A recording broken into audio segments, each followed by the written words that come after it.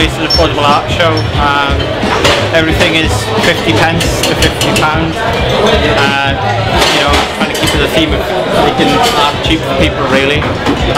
We've got over 28 artists involved in the show. Just trying to encourage, you know, more creativity in Cardiff. You know, people to experiment with the concept of, you know, making affordable art, basically.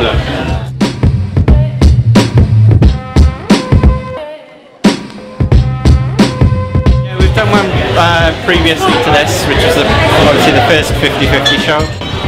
But yeah, that seemed to go quite well, and then we sort of, you know, learned our lessons from that event, and then, you know, progressed, I suppose, with it.